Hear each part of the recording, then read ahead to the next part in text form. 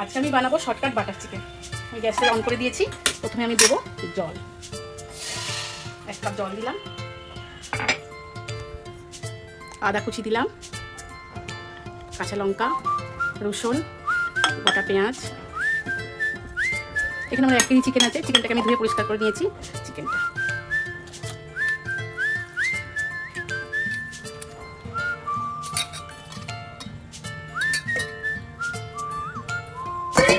দিয়ে আমি এটা সেদ্ধ করবো, 10 মিনিট সেদ্ধ হবে।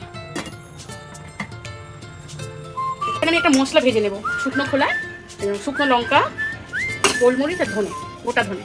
এটা আমি শুকনো খোলায় ভেজে নেব।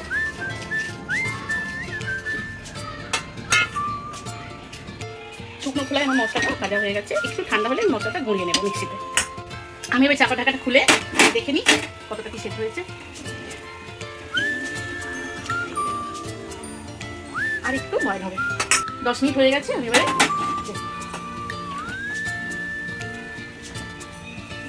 গ্যাসটা বন্ধ করে এটাকে নামাবো। মাংসটা এবারে আমি একটা অন্য পাত্রে একটা করে তুলে নেব, সেদ্ধ বয়েল করা মাংসটা।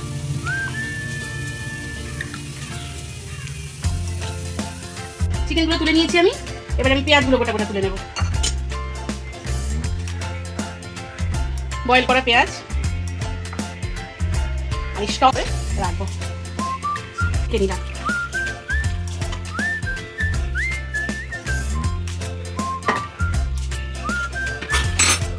বয়েল করে তুলে নিয়েছি পেঁয়াজ, কাঁচা লঙ্কা, আদা, রসুন এগুলোকে আলাদা করেছি, স্টকটাকে আলাদা করে দিচ্ছি।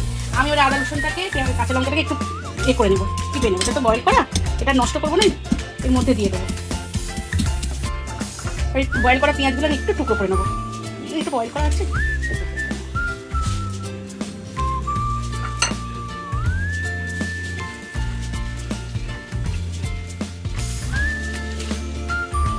মাংস সেদ্ধ করে নিলাম, পেঁয়াজ টুকরো করে নিয়েছি, মশলাটা একটু থেতো করে নিয়েছি, স্টকটা আলাদা রেখে দিয়েছি।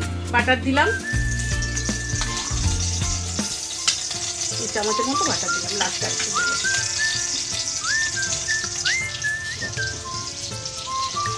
এটা গরম হোক, বাটারটা গলে গেলে এবার আমি মশলাগুলো দেবো।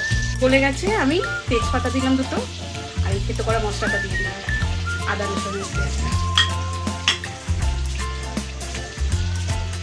একটু বয়েল করা আছে, পেঁয়াজটাও দিয়ে দিলাম।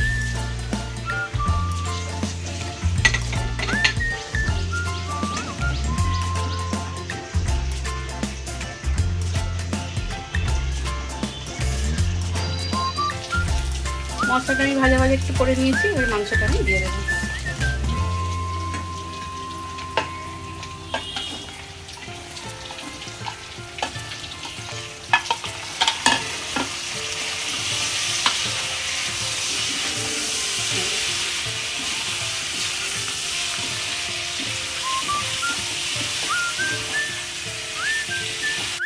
ঢাকাটা খুলে মাংসটা একটু ভাজা ভাজা হয়ে গেছে, আমার তেল ছেড়ে গেছে। এবার আমি একটু একটু করে স্টকটা দেবো।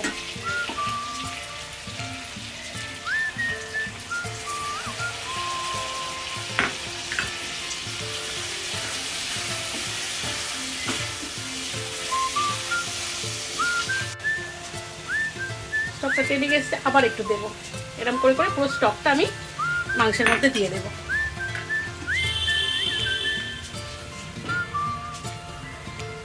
2-3 মিনিটের জন্য আমি চাপা ঢাকা দিয়ে দিলাম। এতে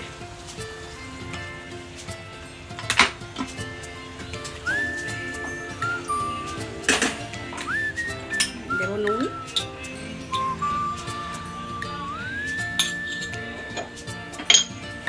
সামান্য একটু চিনি দেবো।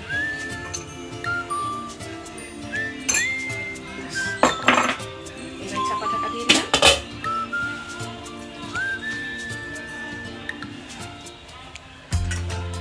হতে থাক, 5 মিনিট পরে আমি হয়ে গেছে, তেল ছেড়ে গেছে। এবারে আমি বাকি মশলাটা, এবারে মশলাটা দেবো। ধনে, গোলমরিচ আর শুকনো লঙ্কা যে মশলাটা করে রেখেছিলাম, এই মশলাটা এবারে এটা দেবো।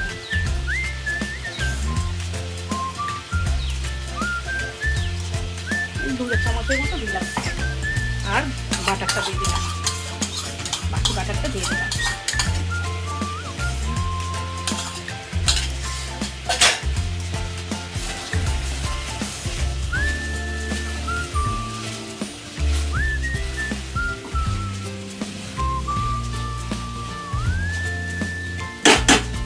রেডি হয়ে গেল আমার বাটার চিকেন মশলা।